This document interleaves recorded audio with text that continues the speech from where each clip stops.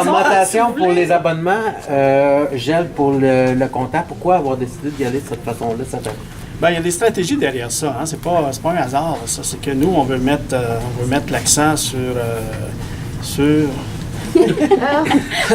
les nouvelles clientèles et les clientèles aussi plus vulnérables. Vous savez, vous avez parlé à M. Benoît tout à l'heure, qui est représentant des usagers. On a un comité de représentants d'usagers qui travaille avec nous déjà depuis plusieurs années.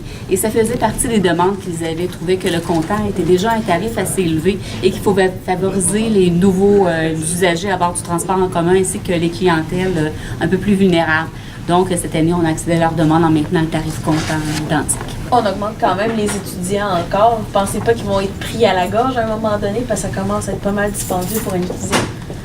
Je pense que vous avez pu voir que l'augmentation pour les étudiants est quand même en deçà de façon assez importante au niveau du coût de la vie. C'est sûr qu'on se doit, tout augmente, on se doit quand même d'augmenter, mais je pense qu'on a tenté de préserver notre clientèle étudiante en offrant une augmentation qui était moins élevée que les adultes. Chose qui n'est pas négligeable, c'est que c'est la deuxième plus basse augmentation en 7 ans. On a travaillé de façon très prudente en faisant les choix qu'on a faits.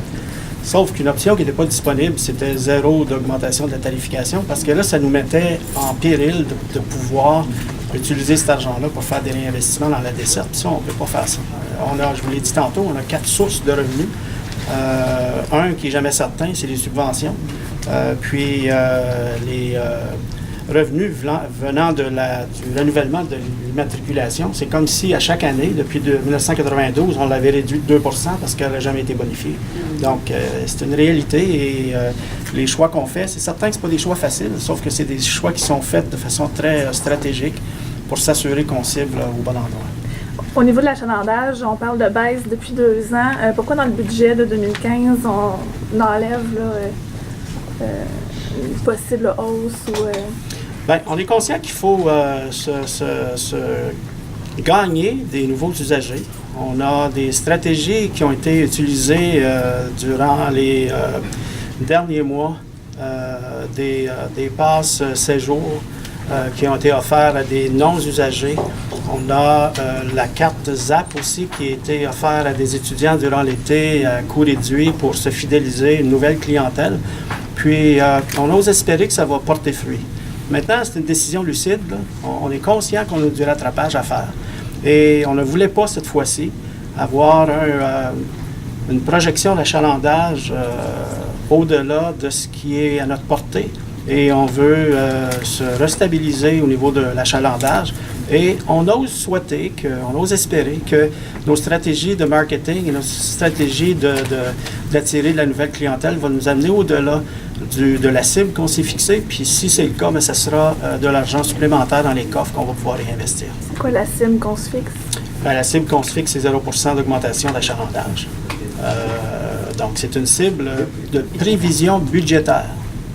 Maintenant, je vous l'ai dit tantôt, on a une stratégie de marketing et de promotion qui nous amène à cibler une augmentation de 1,5 %, mais qu'on n'enregistre pas dans nos planifications budgétaires parce qu'on a fait une planification budgétaire un peu plus conservatrice. Est-ce que vous assumez, par contre, les prévisions un peu plus ambitieuses de l'année passée? Alors, c'est certain que l'année passée, la cible était trop élevée.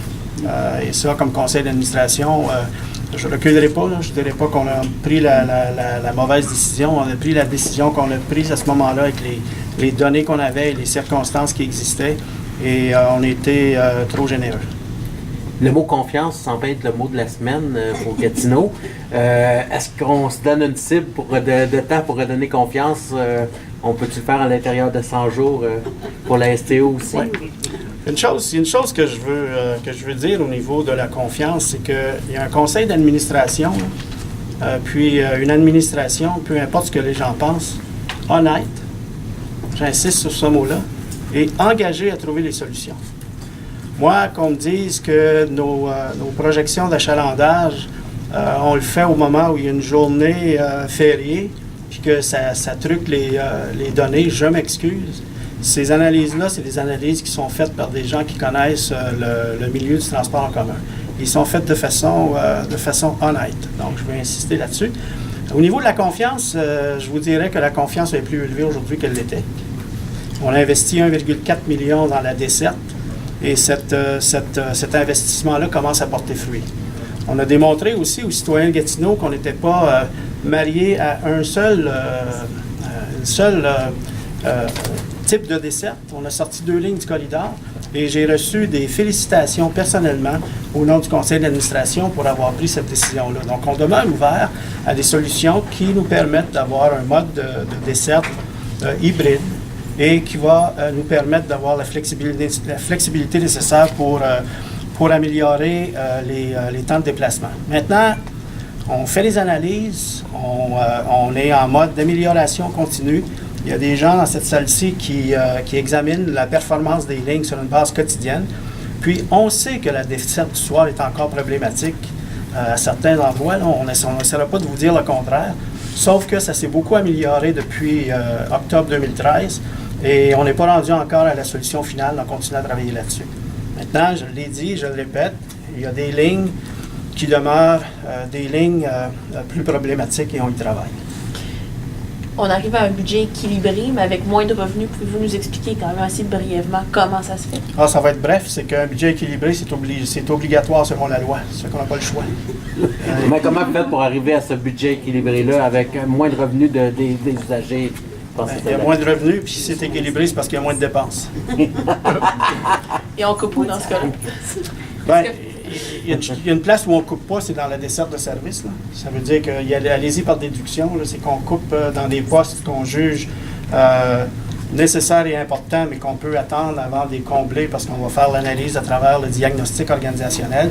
Et la clé là, dans cette réponse-là, c'est le diagnostic organisationnel qui est en cours en passant.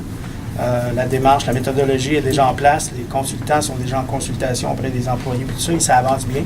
J'ai justement été informé aujourd'hui sur l'avancement des travaux, puis je suis très satisfait de l'avancement. Et c'est des résultats qui vont nous permettre de se positionner encore mieux pour le budget de 2016.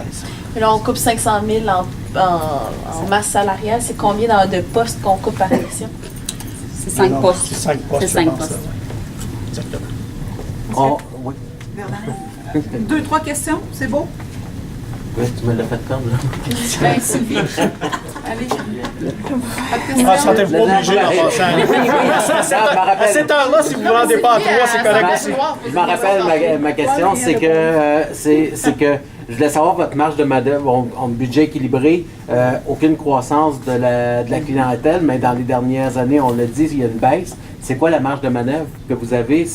Parce que vous arrivez à la fin de l'année avec quand même un budget, avez-vous une grosse marge de manœuvre? Premièrement, là, on a, année après année, il y a toujours un montant d'argent qui est mis dans la cagnotte pour répondre aux améliorations de service. Okay? Ça fait que le service, là, il n'est pas touché par ça. Et la marge de manœuvre, bien, elle va venir justement de l'achalandage qu'on veut avoir au-delà de 0%. Le budget, là, il est analysé par le conseil d'administration à tous les mois. On a une équipe d'analystes financiers qui fait la revue de tous les postes budgétaires. Et c'est la responsabilité et l'obligation des directeurs de tous les services de s'assurer qu'on reste à l'intérieur des budgets puis qu'on fait les économies nécessaires et à prendre les décisions judicieuses tout en cours d'année. Puis ça, je ne vous apprends rien. Ça, c'est de la gestion budgétaire 101 partout dans toutes les organisations.